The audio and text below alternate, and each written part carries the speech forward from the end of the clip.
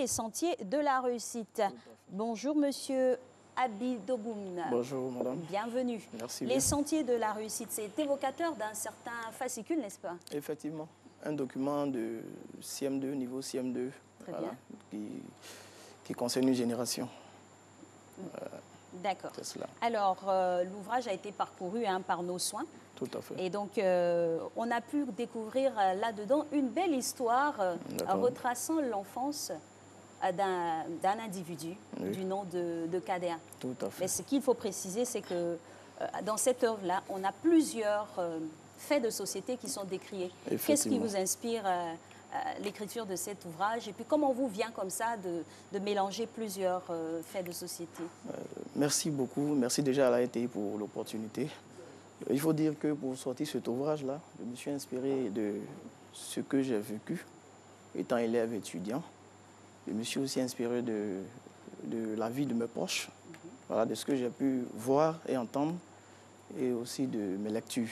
Donc c'est un peu ce mélange de tout cela qui a permis de faire sortir cette histoire. D'accord.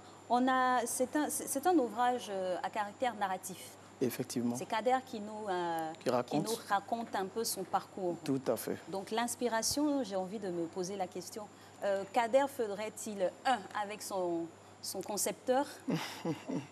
Bon, pas forcément, parce que il faut reconnaître qu'il y a certains aspects qui pourraient me concerner ici, mais c'est une histoire fictive. Nous sommes dans un roman, c'est un récit qui est fictif, vu qu'il y a des aspects quand même qu'on ajoute. Voilà, donc c'est un peu cela. D'accord, de l'inspiration venant de diverses histoires qui vous entourent. Notamment, on va démarrer avec la première étape qui nous compte ici un cursus normal d'un individu lambda qui vient sur la Terre avec peut-être en point précis un rite afférent à une religion bien précise, notamment la religion musulmane. On peut en savoir davantage? Tout à fait. Je suppose que c'est déjà la première page, n'est-ce pas? Exactement. C'est là que c'est situé. C'est certainement pour montrer un peu l'attachement de l'auteur à une religion, voilà, à sa religion. Mais cela ne signifie pas forcément que cet ouvrage concerne uniquement des musulmans ou des chrétiens, non, loin de là. Vu que dans le prochain ouvrage même, je présente un personnage qui est d'une autre religion. Donc, pour dire que la religion n'a pas forcément un aspect, pour ce qui est des sentiers de la réussite, l'exergue est mis ici sur une religion bien précise, de quoi nous situer dans un environnement. Je pense que vous avez commencé par dire que c'était un rituel. Ici, j'ai voulu quand même faire ressortir un procédé, voilà, une façon de faire, voilà, qui appartient pas seulement à, comment on appelle ça, à une religion, mais qui appartient peut-être à une culture, voilà. Donc c'est une façon aussi de montrer l'attachement de l'auteur ici à sa culture ivoirienne, à sa culture africaine. Un peu plus à l'intérieur de cet ouvrage, on remarque que déjà à l'issue de ce rituel-là, on a reçu un prénom, c'est Kader. Tout à fait. Et c'est Kader qui va nous conter un peu son histoire jusqu'à l'épilogue de cette œuvre. Effectivement. Kader, donc, ce jeune homme très enthousiaste et puis, on va dire, très prolixe également, qui démarre son cursus scolaire à partir de la maternelle. À ce niveau-là, comment ça se passe pour Kader, pour nos téléspectateurs? Je dirais que c'est un novice, voilà, c'est le début d'une histoire. Voilà. Je pense que cet aspect-là, je me suis inspiré de la vie de mon fiston, qui va à l'école tous les matins, mon fils, voilà. Je me suis inspiré de tout ce que j'ai pu voir tous les matins lorsqu'il va à l'école, tout et tout. Voilà, c'est ce qui m'a permis un peu de faire ressortir cet aspect-là. Voilà, c'est un peu cela. Donc, cursus normal, Kader finit par arriver en classe préparatoire première année. Tout à fait. Et à ce niveau-là, c'est là que les liens sociaux vont se créer avec notamment une bande à lui. Et cette bande-là, elle est vraiment, comme on le dit en Afrique, elle est nzassa.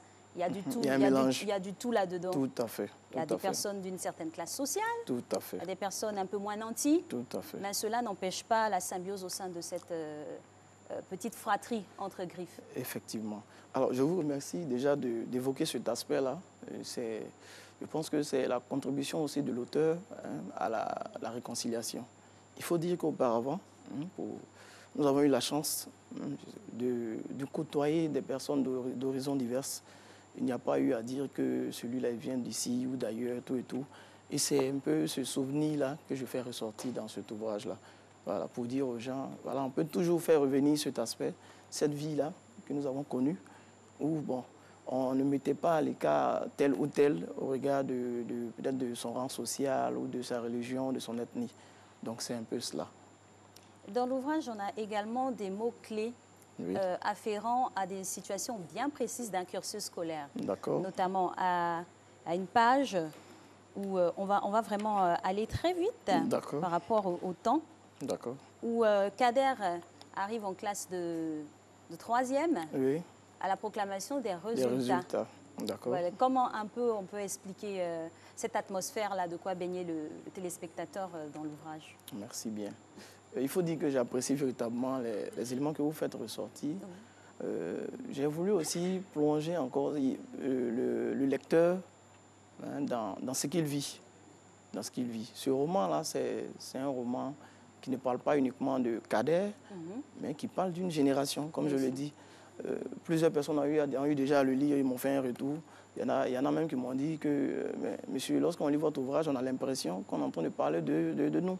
Oui, c'est ce que j'ai ressenti aussi Donc à la lecture. C'est surtout ce qui fait un peu la particularité de cette histoire qui est narrée ici. Alors, on parle du sentier de la réussite, on ne pouvait pas quand même parler de tout ce parcours-là sans faire ressortir la joie qu'on peut avoir à la suite d'un examen. Voilà, à la suite d'un examen. Il y a aussi, en dehors de cette joie-là, ceux qui ne sont pas admis, il y a aussi un pincement au cœur. Donc, ce sont ces petits éléments-là que j'ai voulu faire ressortir pour que le lecteur se sente concerné par ce qui est dit ici. En tout cas, c'est un ouvrage qui remémore beaucoup de souvenirs effectivement. Du parcours scolaire jusqu'à même à entamer la vie active, la vie professionnelle. On s'était arrêté au point de l'étape du BEPC. Tout à fait. Quand arrive la préparation, on va dire, les classes intermédiaires avant le bac, c'est toute une histoire également. Effectivement, effectivement. J'ai toujours eu pour habitude de dire que le baccalauréat, c'est le meilleur diplôme. Selon moi, c'est le meilleur diplôme. Parce qu'il procure une joie qui est véritablement indescriptible.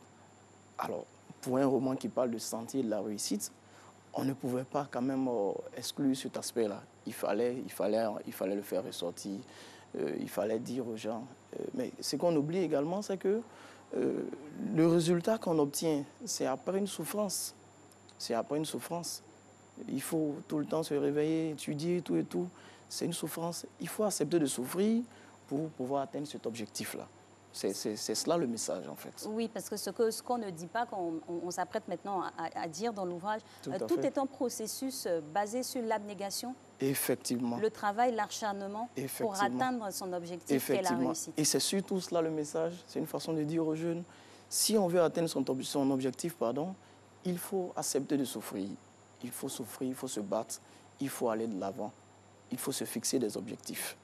Et pour atteindre ces objectifs-là, il faut véritablement se mettre au travail. Si vous permettez rapidement, il y a aussi des aspects qui ont été évoqués dans l'ouvrage, comme les grossesses en milieu scolaire. Oui, on allait y revenir. Le phénomène notamment, de logement. Il y a des tares de la société qui ont été décriés. On a par exemple les interruptions scolaires dues à certaines incompréhensions ça et là. On a les grossesses en milieu scolaire. Tout à fait. On a la aussi violence à l'école. La violence à l'école. Effectivement. On a aussi de la joie, drogue, oui. La drogue. Oui. On a tout ceci qui est décrié. Tout à fait, tout à fait. Et pour ne rien oublier, on a aussi des mouvements de perturbation au niveau même national. Tout à fait. On a la guerre qui est transcrite. Tout à fait, tout à fait. Alors, il faut dire que tous ces éléments-là, ce sont des messages, en fait. Ce sont des messages. Je suis en train de dire dans ce roman aux élèves, aux étudiants, qu'il est bon d'aller à l'école.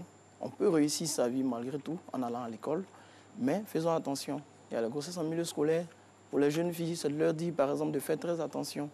Voilà. Donc, c'est de dire à tout un chacun de prendre les dispositions pratiques nécessaires pour atteindre son objectif. Et vous avez parlé aussi de la guerre. Je pense que tous les thèmes évoqués ici collent avec l'actualité. Il faut dire que je suis un auteur qui s'inspire de ce qu'il vit, de ce qui se passe. Voilà. Donc, c'est une façon de dire aussi. La guerre a eu des conséquences. Les conséquences, j'en ai évoqué dans l'ouvrage. Est-ce qu'on veut encore subir les mêmes conséquences? Sinon, qu'est-ce qu'il faut faire dès à présent pour éviter des situations de ce genre-là? Donc, c'est un peu ma petite participation, voilà, à la réconciliation, une façon de dire aux gens, voilà, voici ce qu'il y a quand il y a la guerre, évitons cela. Oui, parce que c'est vrai que dans cet ouvrage-là, on s'est inspiré de faits réels, de personnages qui ont vraiment existé, mais sans nommer exactement les choses par leur nom. C'est un peu habillé. On a notamment le pays dans lequel Kader vit, qui s'appelle le pays de l'éléphant. La République de l'éléphant. La République de l'éléphant, par exemple. Voilà. Et au niveau des grossesses en milieu scolaire, il y a quelque chose qui m'a interpellée sur la personne qui va contracter cette grossesse-là, c'est Rina. Et à cet instant-là, j'ai eu un petit mal parce que j'avais l'impression que c'était stéréotypé. On décrivait Lina comme l'une des plus belles filles de l'école, avec un teint clair, de forme et de démarche d'une déesse. Et on va dire son destin immédiat, c'est contracter une grossesse. Quant à contrario, on a une autre qui est de teint ébène, qui est vraiment studieuse. Pourquoi ce stéréotype-là sur la carnation? Je dirais pas. Parce qu'un peu plus en amont encore, on en a eu d'autres exemples de ce genre. Bon. C'est votre point de vue, voilà, je vous l'accorde. Ce n'était pas forcément ce que j'ai voulu faire ressortir ici. Le message, c'était tout simplement, le cas Rina, c'est une jeune fille, comme vous l'avez dit, qui est belle, tout et tout, et qui ne se soucie pas de ses études. Ne se soucie pas de ses études, qui profite de cette beauté qu'elle a pour se faire courtiser par tout le monde, pour atteindre ses objectifs, pour que ses amis puissent faire ses exercices, pour que ses enseignants puissent lui faciliter la tâche, favoriser, lui donner des notes. Voilà. C'est surtout ce message-là que j'ai voulu faire ressortir. Et comme vous l'avez dit également, je présente une autre qui, elle, en dépit, malgré toute cette beauté qu'elle a, elle a quand même des objectifs. Voilà, et elle est en train d'atteindre ces objectifs-là. J'ai voulu mettre le doigt là-dessus parce que même en définitive, à l'épilogue de l'ouvrage, Kader a bien épousé une femme de carnation noire ébène. Comme quoi, il insistait sur ce critère-là. Justement. Peut-être que c'est... Ce sont ces canons de beauté, c'est clair? C'est peut-être révélateur aussi de quelque chose. Et quoi donc? Bon.